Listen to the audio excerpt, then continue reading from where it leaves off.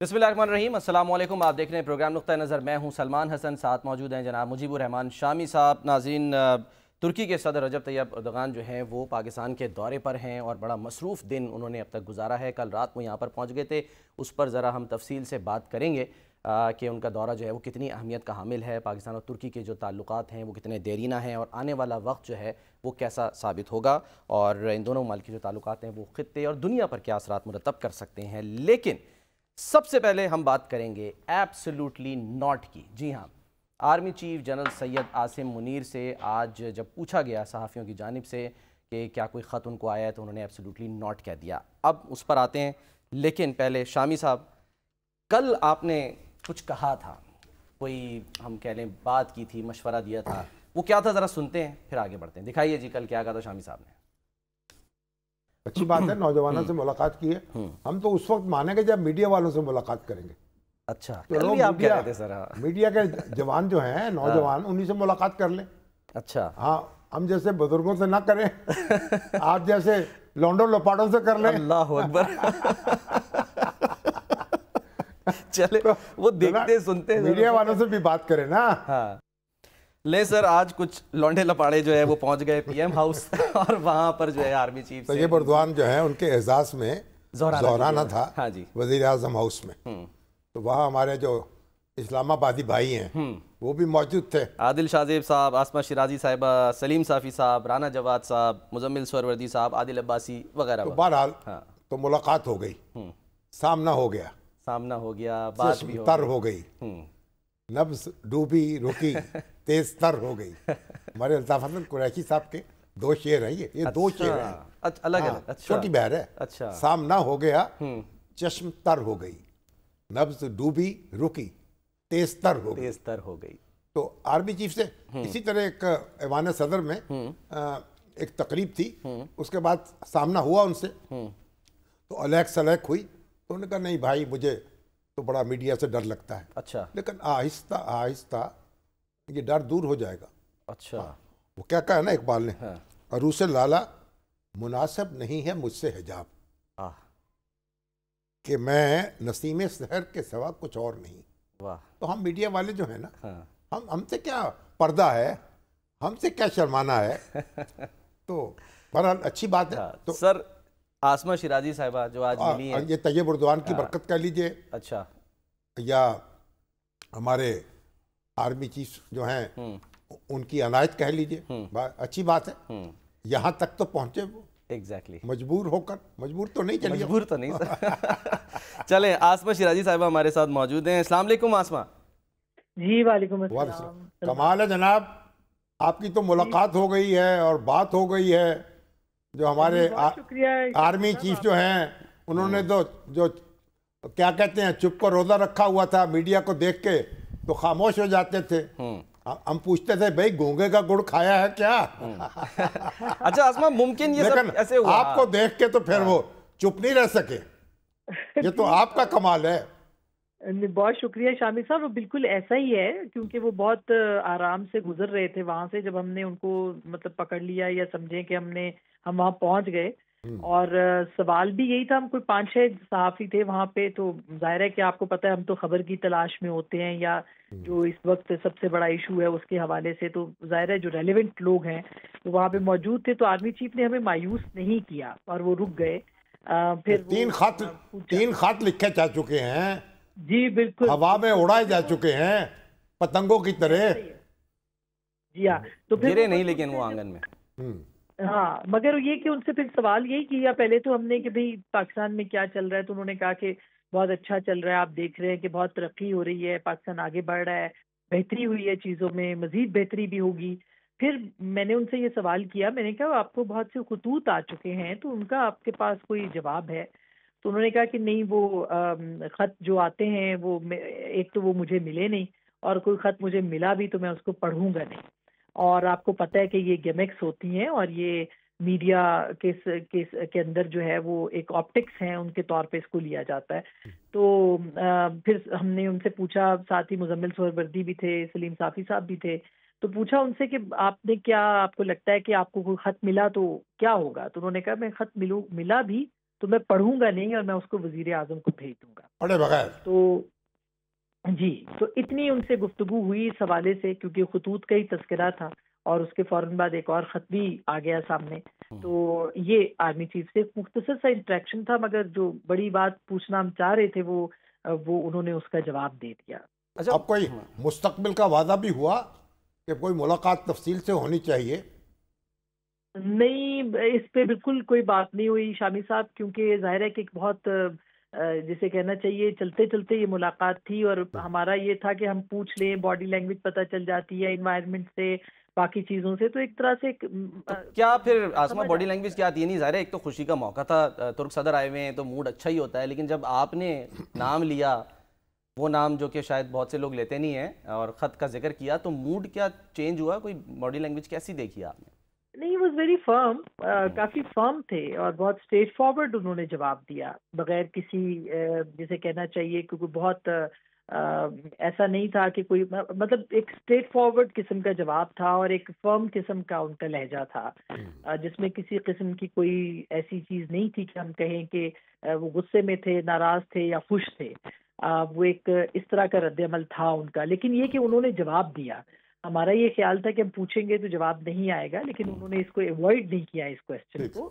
انہوں نے اس کو رسپونڈ کیا، پراپر رسپونڈ کیا، اور ساتھ میں یہ بھی کہا کہ چیزیں بہتری کی طرف جا رہی ہیں. اور دیکھیں یہ بھی کہا کہ اگر خط کوئی آئے گا تو میں اس کو وزیر اعظم کے پاس دے دوں گا. یعنی یہ انہوں نے خود اس کی آنرشپ یا اس کو ان لائک ماضی میں جو ہوتا تھا اس سے بالکل الگ تھا کہ آرمی چیف یہ کہہ رہے ہیں کہ میں خود اس پولیٹیکل اس کے اندر نہیں آؤں گا، بلکہ میں پرائم منسٹر کو کہوں گا کہ وہ اس کا جواب دیں یا وہ پڑھے، میں پڑھوں گا بھی نہیں. یعنی یہاں تک انہوں نے اس بات کو جو ہے وہ رسپونڈ کیا.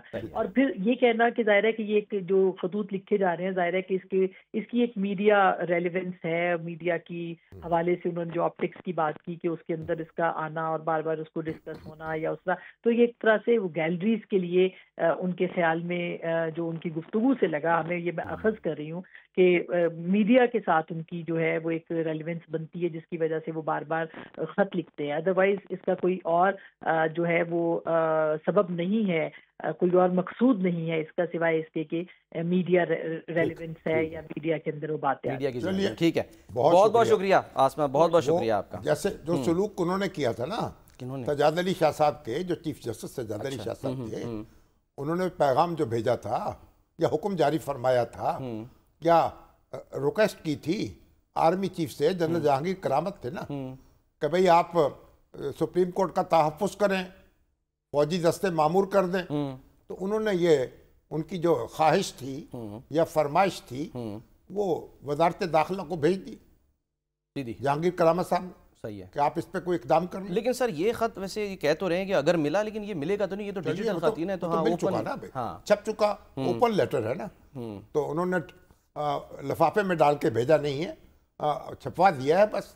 تو بہرحال اس کا مطلب یہ جب آپ نے اوپن لیٹر لکھا ہے پھر تو جواب دینا جو ہے کوئی ضروری بھی نہیں ہے. تو جواب اگر جواب دے دیا انہوں نے، تو ادھر سے سر اب مزید خط، اوپن لیٹر کا اوپن جواب آ گیا، کھلا جواب، وزیر اعظم کے پاس جائیں بھیج دیں گے. اب وزیر اعظم اس کا نوٹس لے لے اگر مناسب سمجھے.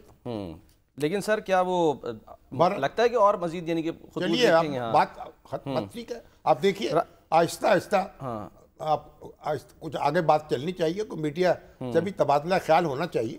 کوئی ضروری نہیں ہے کہ آپ بہت زیادہ کھل کے بات کریں، جیسے باجوہ صاحب تھے، وہ تو ایک گھنٹے کی گفتگو ہوتی تھی اور ماشاءاللہ پوری رات.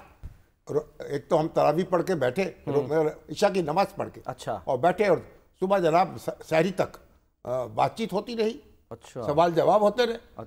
تو بہرحال ضروری نہیں ہے، لیکن بھارت میڈیا جو ہے اس کے ذمہ داروں کو اعتماد میں لینا چاہیے نا، ضروری تو ہے. اس پہ غور کریں. آئی ایس پی آر کے ہمارے جو جنرل شریف صاحب ہیں وہ بھی غور کر لیں، ہمارے جنرل عاصم منیر صاحب ہیں وہ بھی غور کر لیں. چلیں دیکھتے ہیں ہمارے یہاں کے کمانڈر جو ہیں، کل آپ نے کہا ہے بریگیڈیئر آصف صاحب ہیں، جی ہاں، وہ بھی ہماری چٹھی پہنچا دیں وہاں. چلیں دیکھتے ہیں. آپ کی کل آپ نے سر بات کی تھی، ہم نے کہا دکھائیں ضرور کہ کیا ہوا. جو سر ایک میں بات کرنا چاہوں، رانا ثناء اللہ صاحب جو ہیں وہ، اب آپ اس کو چھوڑ دیجئے. اچھا اب آگے چلیے. طیب اردوان آج آئے ہیں. ہاں سر، میں چلیں ٹھیک ہے آگے چلتے ہیں. ہاں اب یہ انٹرنل پالیٹکس چھوڑ دیں, اچھا ہم ان کا استقبال کریں. سر کیا کریں. مثال استقبال ہوا ہے کل رات کو, یعنی جب آئے تو زرداری صاحب پریزیڈنٹ اور پرائم منسٹر صاحب وہاں پر جو وہ موجود تھے. آج کل دیکھیں, آج کل ایسا پروٹوکول ہو گیا ہے کہ پریزیڈنٹ اور پرائم منسٹر وہ جا کر ایئرپورٹ پہ استقبال نہیں کرتے.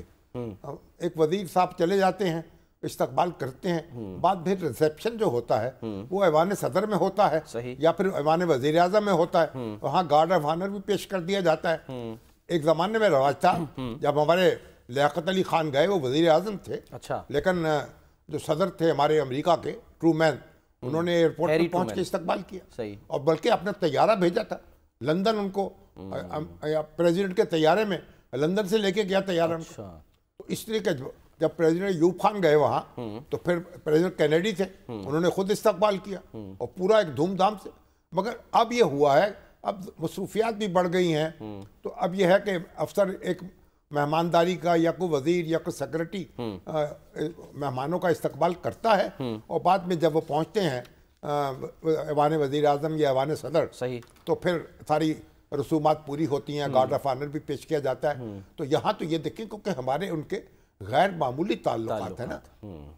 یعنی وہ جو کہتے ہیں نا کہ ترکی جو ہے, وہ ہمارے ڈاکٹر فرقان حمید صاحب ہیں, بڑے دانشور ماشاءاللہ, ترکی میں ہوتے, پاکستانی اخبار نویس, وہ کہتے ہیں کہ ترکی کا ایک محاورہ ہے, ترکی کا محاورہ ہے کہ ترکوں کے سوا کوئی دوست نہیں. یعنی یہ ترکی زبان کا محاورہ ہے. اتنی ڈیپ بات ہے. لیکن اس میں اب وہ لیکن لگاتے ہیں, لیکن صرف ایک دوست ہے اور وہ پاکستان ہے. کیا بات ہے. تو ترکوں کے اور پاکستان کے درمیان جو تعلقات ہیں وہ پرانے ہیں, آج سے تو نہیں ہے. تحریک خلافت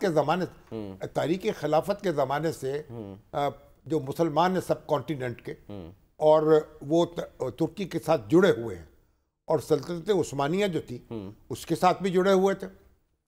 آپ کو تو یاد ہوگا کہ سلطان محمود غزنوی جو ہیں, جن کو پہلا لقب دیا سلطان کا, خطاب دیا خلافت خلیفہ عثمانی خلیفہ, وہ بھی ترک تھے. اچھا. ہاں, وہ ترکی نسل تھے. اچھا. اور اس کے بعد جو آئے ہیں پھر غوری بھی, اور یہ دیکھیں جو آپ کے ایبک آئے ہیں, قطب الدین ایبک پہلے مسلمان حکمران تھے, وہ بھی ترک تھے. تو ترکی کا ابھی وہ ایسا تعلق ہے پاکستان کے ساتھ اور سب کانٹیننٹ کے مسلمانوں کے ساتھ, اور سب کانٹیننٹ کے مسلمانوں کی جو وراثت ہے اب ظاہر ہے پاکستان کے پاس ہے.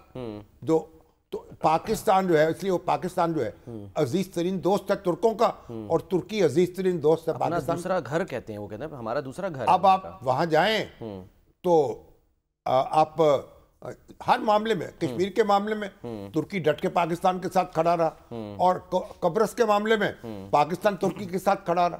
اور ایک زمانے میں تو ایک معاہدہ بغداد ہوتا تھا, اس کا ترکی بھی ممبر تھا, ایران بھی ممبر تھا, عراق بھی ممبر تھا. اچھا. پھر عراق میں انقلاب آ گیا, بادشاہت ختم ہو گئی. اس کے شاہ فیصل تھے آخری بادشاہ, وہ ایک فوجی بغاوت نے ان کو قتل کر دیا, اور پھر قبضہ ہو گیا. اس کے بعد وہاں ایک حکومت قائم ہو گئی, تو وہ پھر معاہدہ بغداد ٹوٹا. پھر اس کو ایک اب یعنی ایک تینوں ملک جو تھے پاکستان سمیت, اس زمانے میں تو بات ہو رہی تھی کنفیڈریشن کی. اسکندر مرزا جب حکمران تھے تو پاکستان, ایران اور افغانستان کے درمیان ایک کنفیڈریشن قائم ہو جائے گی, اور پھر کوشش کرتے بعد میں ترکی بھی شامل ہو جائے.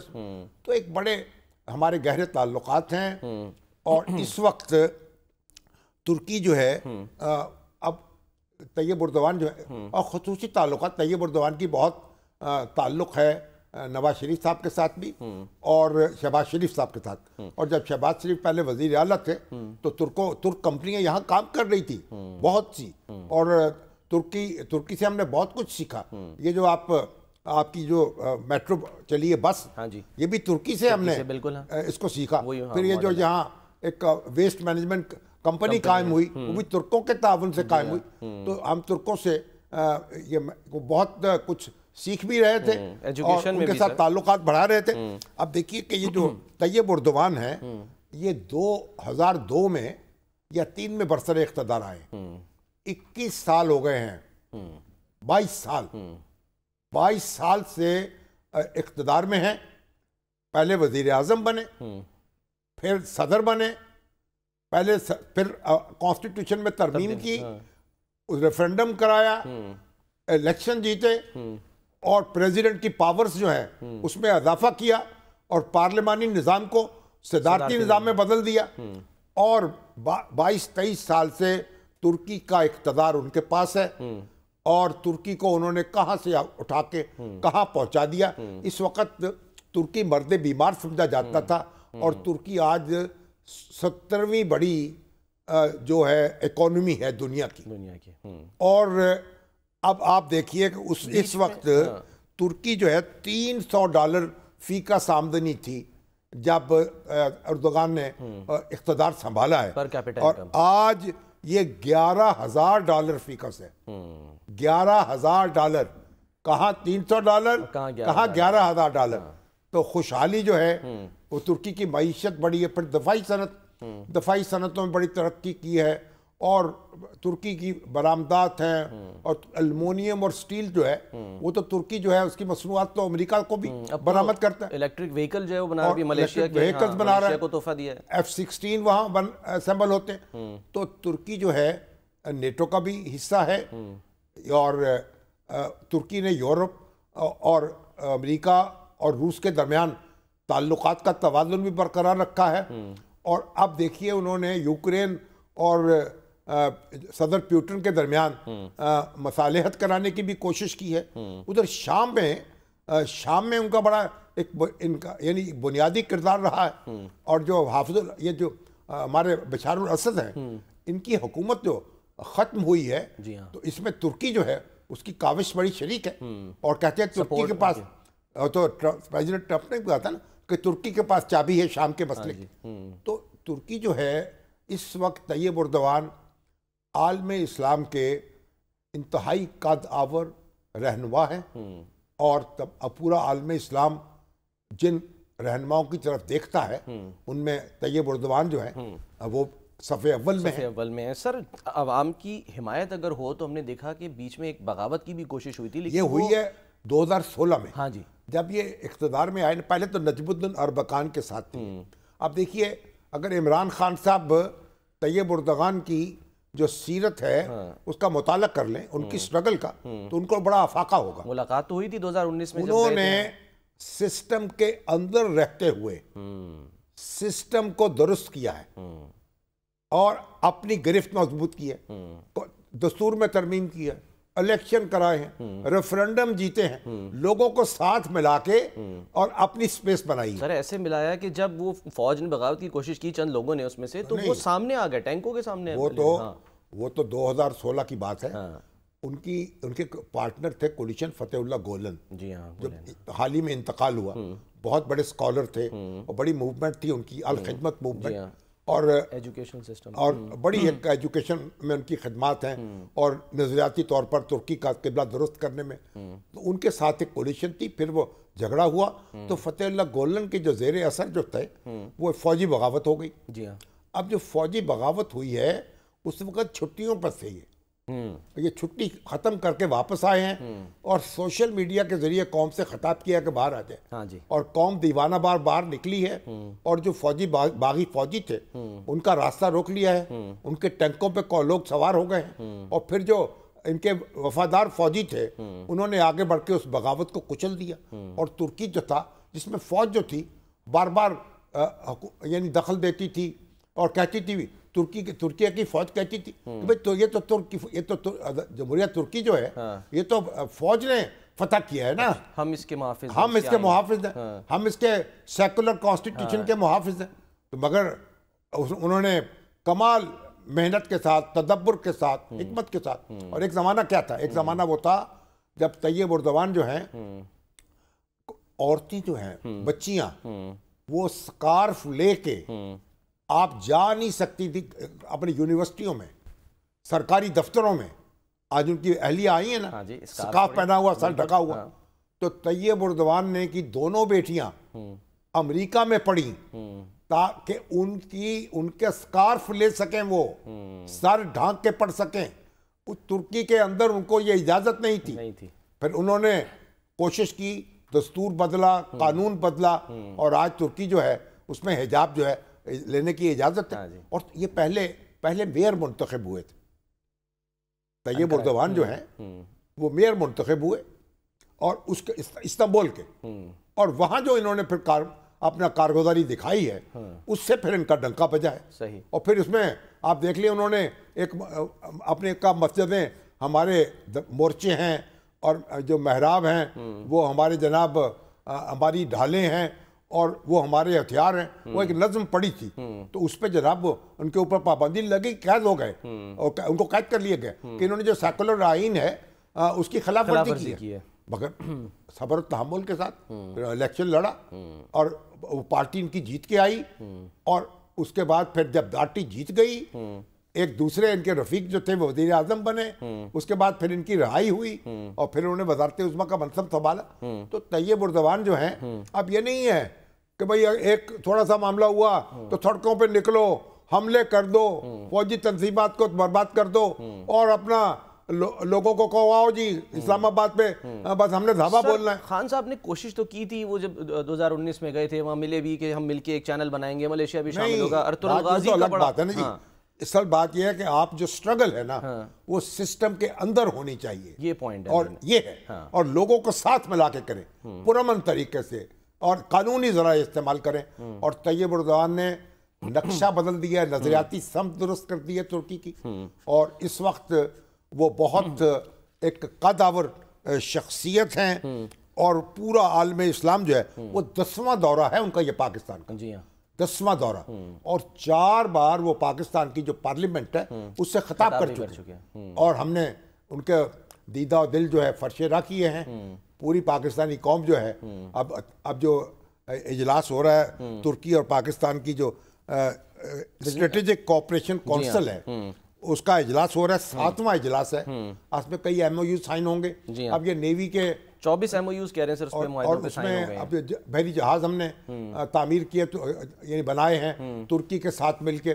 اور اب کیا کیا کوآپریشن کرنی ہے تاکہ معاشی تعاون جو ہے اور اقتصادی تعاون جو ہے اور وہ تجارتی تعاون جو ہے وہ بھی ہونا چاہیے، اب ملکوں میں بڑھنا چاہیے تاکہ ہم آگے مل کے اکٹھے مل کے آگے بڑھ سکیں. اور ترکی کی طرح اب پاکستان میں تو ہم نے 2 سال کی حکومت کو 3 سال کی حکومت کوئی 4 سال کی حکومت، اب یہ 22 سال جو ہیں 22 سال کا تسلسل ہے جس نے کہاں سے کہاں پہنچا دیا ہے، اور عوام کی سپورٹ کے ساتھ. سر سب سے بڑا یہ ایک بات ہے نا کہ عوام کی سپورٹ کے ساتھ، یعنی یہ سمجھنا کہ آپ نے سسٹم کے اندر رہنا ہے، یہ نہیں کہ آپ کوئی احتجاجی سیاست جو ہے وہ صرف کرتے رہے. دستور کو بدل دیا، فوج کے اختیارات چھین لیے، اس کو بالکل جناب کاروائی کی، جو باغی لوگ تھے ان کو سزائیں دیں، جیلوں میں ڈالا اور انصاف کیا نا ان کے ساتھ. اور لیکن قوم جو تھی جڑی ہوئی ہے اور آج ترکی سربلند ہے اور پاکستان میں وہ تشریف لائے ہیں. اور کیا کہتے ہیں وہ انہوں نے کہا کہ یہ بے جان چیزوں کی پھیکی نمائش، یہ غنچے یہ کلیاں یہ تارے ہٹا دو، اور جہاں سے گزرنا ہے اس مہجبی کو وہاں میرے سینے کی دھڑکن بچھا دو. تو ہمارے سینے کی دھڑکن جو ہے وہ بچھی ہوئی ہے طیب اردوان کے راستے میں. ہمارے رہنماؤں کے جو ہمارے جو قائدین ہیں ان کے نام بھی ان کے دل میں سر موجود ہیں، جو آج ذکر کیا قائد اعظم کا ذکر کیا. قائد اعظم اقبال کا، اقبال کے اشعار ان کو ازبر ہیں. جی قائد اعظم کی پوری اسٹرگل ان کے سامنے ہے، اور وہاں قائد اعظم کے نام پر اقبال کے نام پر یادگاریں ہیں، اور یہاں کمال اتاتورک کے نام پر قائد اعظم جو تھے اتاتورک کے بڑے مداح تھے. اور اتاتورک نے جس وقت یہ ترکی کو بچایا ہے اور شکست دی ہے اپنی دشمن طاقتوں کو، تو اس کو بڑا ایک مصطفیٰ کمال پاشا جو ہے تو، اور یہاں کیا اس کی نظمیں گائی جاتی تھیں، ان کے ترانے گائے جاتے، روندے سمرنا دے بال میں مصطفیٰ کمال تیری دور بنائیں. میں نے اپنی والدہ سے سنا ہے، یہ ان کی لوریاں تھیں اور گانے تھے. تو مصطفیٰ کمال پاشا جو تھے انہوں نے اتاترک انہوں نے بڑی اپنے قوم کو محفوظ کیا، اس کا مستقبل اس کو بچایا اس کو تسلط سے، اور آزاد ایک حیثیت اس کی برقرار رکھی. اور پھر اس کے بعد خلافت بھی ختم کر دی، لیکن وہ پھر معاملات ان کے نظریات اپنے تھے. اب ترکی اس دور سے آگے نکل آیا ہے اور ترکی ایک پوری اپنی پوری شان کے ساتھ عالم اسلام کے ساتھ جڑا ہے اور آگے بڑھ رہا ہے. ٹھیک ہے، چلیں سر ہم بھی آگے بڑھتے ہیں اور ایک بریک لے لیتے ہیں. بریک کے بعد ہم واپس آتے ہیں.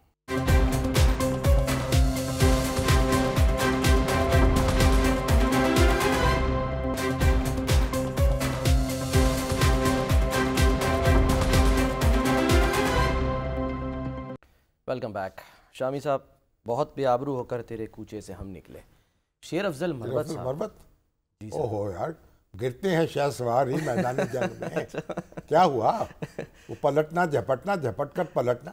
وہ ماشاءاللہ کافی ان کی ہڈی جو ہے ڈھیٹ قسم کی ہے، مضبوط قسم کی. وہ اٹھ کھڑے ہوں گے. دل برداشتہ ہوئے سر، اتنا لمبا چوڑا میسج کر دیا کہ جی میں کھڑا تو خان کے ساتھ ہوں، لیکن کچھ لوگوں کی طرف اشارہ کیا جو نہیں چاہتے کہ میں ساتھ ہوں. وہ خان کے ساتھ کھڑے رہیں. خان کا کسی وقت بھی یو ٹرن لے سکتے ہیں. آج ملاقات ہوئی علی امین صاحب کی اور وہ کہہ رہے ہیں کہ ہم نے بات کی ہے. محبت بھری نگاہ سے دیکھ سکتے ہیں ان کی طرف. اچھا، ہاں، رجوع ہو سکتا ہے. ہاں چلیں، لوگ ان کے ساتھ کھڑے ہیں سر، شہریار آفریدی وغیرہ. ہماری ہمدردیاں، ہماری سفارش بھی ہے. خان صاحب اگر سن رہے ہیں تو بھائی شیر افضل مربت جو ہے، جو کچھ بھی ہے نا، لیکن ہیں تو آپ کے جیالے نا، تو ان کا دل نہ توڑیں، اتنا نہ توڑیں. چلیں. اچھا سر، خاموشی انہوں نے بھی توڑی اور پاکستان ٹیم نے بھی خاموشی توڑی. بلے بازی نے کمال کر دیا کراچی میں. تو ہاں جی، محسن نقوی صاحب کو مبارکباد، ان کی ٹیم کو مبارکباد. آپ کہہ رہے تھے نا کہ پرفارمنس دینی ہوگی میدان میں، وہ کمال کر دیا.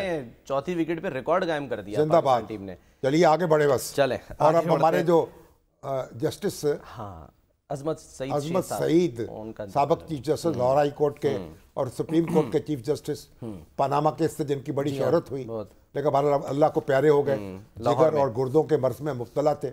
اللہ تعالیٰ ان کی مغفرت کرے. بڑے ایک اس سے قطع نظر ان کے معاملات اور فیصلوں کی اختلاف کر سکتے ہیں آپ، لیکن ایک بڑے ایک یعنی اچھے جیورسٹ تھے وہ. قانون پہ بڑی گہری نظر تھی ان کی. تو بہرحال سب لوگ یاد رکھیں، بالآخر تو اللہ کے حضور جانا ہے نا. بالکل. تو پھر یہ دنیا چند روزہ ہے، اس میں دل لگانے کی ضرورت کیا ہے. پر اب اچھا سر، ذرا سرحد کے اس پار کی آج کچھ بات کرنی ہے، کیونکہ ہم پاکستان اور دیگر ممالک کے تعلقات کی بات کرتے ہیں. جو پڑوسی ہیں، پڑوسیوں کا ہمسائے ماں جائے، تو ہمارے ساتھ ہیں اروند سہارن صاحب. یہ جناب سوشل میڈیا ایکٹیوسٹ ہیں، یوٹیوبر ہیں، اور بڑے ماشاءاللہ سوشل سائنٹسٹ بھی کہہ سکتے ہیں ہم ان کو. تو یہ ان کا ہندوستان سے تعلق ہے، لیکن یہ رہتے نیوزی لینڈ میں ہیں اور بڑے عرصے سے، مگر بہرحال چند ماہ وہاں گزارتے ہیں، چند ماہ وہاں گزارتے ہیں، اور دوسری دفعہ پاکستان آئے ہیں. میرا خیال 2018 میں آئے تھے پہلے. جی 2018 میں آئے تھے اور ویزا لے کر آئے. اچھی بات یہ ہے کہ ویزا لے کر آئے. کرتارپور میں آئے تھے آپ؟ نہیں میں یہاں لاہور، اسلام آباد، کراچی. نہیں، اس وقت جب کرتارپور کا جی اس کا افتتاح، تو گراؤنڈ بریکنگ سیریمنی تھی. اروند صاحب، آپ کی خواہش ہے کہ پاکستان اور انڈیا کے تعلقات بہتر ہوں اور دونوں ایک دوسرے کے ہاتھوں میں ہاتھ ڈال کے دنیا کی سیاست جو ہے اس کا رخ تبدیل کریں. تو ہماری بھی یہ خواہش ہے. سر ہماری خواہش ہے، میں صرف اس میں ایڈ کر دوں کہ مطلب خبریں تو آتی ہیں. آج بھی ایک رپورٹ آئی ہے وہ سر، جس میں کچھ تقریبی کاروائیاں جو ہے نا وہ بے نقاب ہوئی ہیں لائن آف کنٹرول پر بھارتی فوج اور انٹیلیجنس ایجنسیوں کی، آزاد جموں کشمیر، گلگت بلتستان کے پرامن علاقوں میں پھیلانے کی. اس کو چھوڑ دیں آپ، فی الحال اس کی بات نہیں کر رہے. اس وقت تو اروند صاحب سے پوچھیں گے، آپ کیسے دیکھتے ہیں یہ تعلقات کو، ہم انہیں کیسے بہتر بنا سکتے ہیں، اور آپ جیسے کتنے لوگ ہیں جو انڈیا میں موجود ہیں؟ جی میں سب سے پہلے تو آپ دونوں کا شکریہ ادا کرنا چاہتا ہوں کہ آپ نے اپنے اسٹوڈیو میں دعوت دی. میرے جیسے لوگ ہندوستان میں کروڑوں میں ہیں صاحب. اچھا. اگر میں یہی بات میں پاکستان کے بارے میں بھی کہہ سکتا ہوں. تقریباً 10 دن ہو چلے ہیں مجھے یہاں آئے ہوئے. یہاں تو افضال ریحان صاحب آپ کے میزبان ہیں. جی بالکل بالکل. میں اسلام آباد سے آ رہا ہوں ابھی سیدھا. ٹھیک ہے. وہاں بھی بہت سارے لوگوں سے یہی گفتگو ہو رہی تھی. تو ہر شخص چاہتا ہے پاکستان کے اندر بھی، ہندوستان کے اندر بھی، کہ یہ جو کشیدگی ہے یہ کم ہو، ہمارے تعلقات نارملائز ہونے کی ڈائریکشن میں کم سے کم رواں دواں ہوں. ہمارے سامنے 2 راستے ہیں شامی صاحب. ایک وہ جس میں ہمارے پاس ماضی کے جو زخم ہیں انہیں ہم کو دیتے رہیں جیسے ہم نے خود ہی لگائے ہیں. اور دوسرا راستہ یہ ہے کہ ہم کوئی اس 2.25 ارب کی آبادی کے روشن مستقبل کے لیے کوئی اچھے کوئی مثبت پیغام دیں اور یہ دیکھنے کی کوشش کریں کہ آخر ہماری ان قوموں کا مستقبل جو ہے وہ ہماری چند فیصلوں پہ ٹکا ہوا ہے. کیا وہ چند فیصلے، وہ اہم فیصلے جو ہمارے حکمرانوں کو کرنی چاہیے، کیا ان میں وہ صلاحیت ہے؟ کیا عوام اس کے لیے تیار ہیں؟ عوام تیار ہے، بات حکمرانوں کی ہونی چاہیے. ہم ایک دوسرے سے جڑے ہوئے ہیں، ہمارا جغرافیہ جڑا ہوا ہے، ہماری تاریخ جڑی ہوئی ہے، ہم نے یعنی سینکڑوں سال کٹھے رہ کے گزارے ہیں. تو اب کرنا کیا چاہیے؟ آپ کیا سمجھتے ہیں؟ میں یہ سمجھتا ہوں کہ جو لو ہینگنگ فروٹس ہیں سب سے پہلے تو ان کو گریب کرنے کی ضرورت ہے. ہمیں جو پہلا قدم ہمیں اٹھانے کی ضرورت ہے کہ 2019 کے ہندوستان کے اقدام کے بعد جو ہمارے ہائی کمشنر کو ایکسپیل کیا گیا تھا کشمیر کے 5 اگست 2019 کے اقدام کے بعد، جو ہائی کمشنر کو ایکسپیل کیا گیا اور ڈپلومیٹک ریلیشنز کو ڈاؤن گریڈ کیا گیا، پہلے تو اس کی بحالی ہو. یعنی ہائی کمشنر کو واپس جانا چاہے دونوں ملکوں میں ہائی معمول کے سفارتی تعلقات بحال ہوں.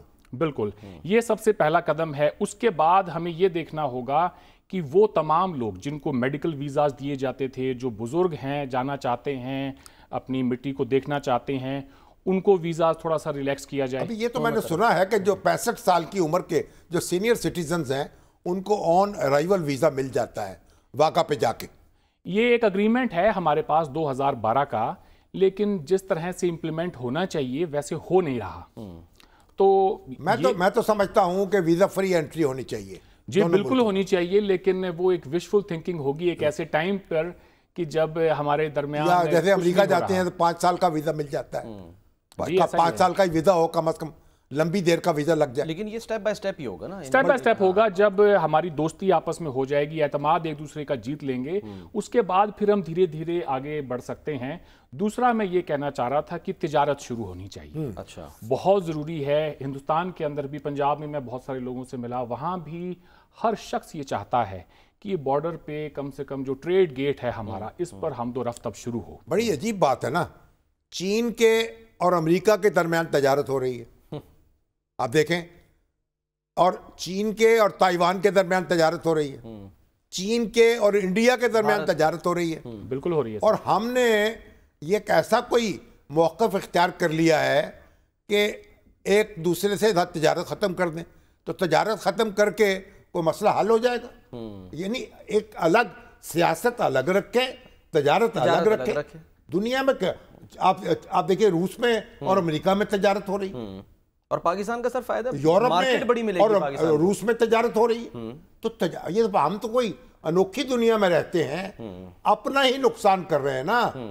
مہنگی چیزیں خریدتے ہیں تو اپنا نقصان کر رہے ہیں. پہلے فلمیں بھی لگتی تھیں بھارت کی، وہ بھی ظاہر ہے جی ایسا ہی ہے. اچھا، اس سے پاکستان کی فلم انڈسٹری کا بھی بڑا فائدہ ہوتا تھا. مثلا اگر آپ تھیٹر میں گئے ہیں اور 3 فلمیں اگر انڈین لگی اور ایک پاکستانی لگی ہے، تو لوگ کہتے تھے کہ چلو اگر اس کی ٹکٹ نہیں مل رہی ہے تو پاکستانی مووی دیکھ لیتے ہیں. اب ان سنیما ہالز میں کوئی جا ہی نہیں رہا، بند ہونے کے کگار. آپ چاہتے ہیں کہ فلمیں جو ہیں ان کی بھی شروع ہو جائے؟ جی میرے پاس ایک لمبی فہرست ہے. لمبی فہرست. میں چاہتا ہوں 2.5 کلو کا ہاتھ نہ دکھائیں اس فلم کے. نہیں ایسی کچھ دیکھیں جی، یہ تو خیر فلموں کا ایک اپنا فکشن کا ایک لیول ہوتا ہے، سینسر ہو جاتا ہے نا. بالکل اس طرح کی فلمیں بند کر دیا. آگے بڑھتے ہیں. تو میں یہ چاہتا ہوں کہ دیکھیں تجارت شروع ہو، اس کے ساتھ ساتھ لوگوں کا آپس میں ملنا جلنا آسان ہو. ٹھیک ہے. جس قسم کی ویزا پالیسی دونوں ملکوں کے درمیان اس وقت ہے، اس سے دور دور تک کوئی امید نظر نہیں آتی کہ ہمارے تعلقات میں کوئی نارملائزیشن ہو سکتی ہے. میں یہ کہتا ہوں کہ چلیں جو ایسے جو سٹیزنز ہیں جن کے اچھے کریڈینشلز ہیں، آپ اپنے یہاں سے ایک کوئی وفد بھیجیں ٹریڈ کا، ایجوکیشنل ایکسچینج کے لیے کوئی وفد بھیجیں، وہاں سے کوئی لوگ یہاں آئیں، آپس میں یونیورسٹیز میں، اسکولز میں تبادلہ خیالات ہو، بچے جائیں ایک دوسرے سے ملیں. اور قائد اعظم نے یہ کہا تھا نا کہ امریکہ کینیڈا کے تعلقات ہوں گے، بس وہی میرا خیال ہے کہ ہماری منزل ہونی چاہیے، امریکہ کینیڈا ریلیشن. چلیں سر، میں معذرت پروگرام کیونکہ مجھے بریک کا وقت ہو گیا. آپ کا بہت بہت شکریہ، آپ تشریف لائے. آج بریک لیتے ہیں، بریک کے بعد واپس آتے ہیں.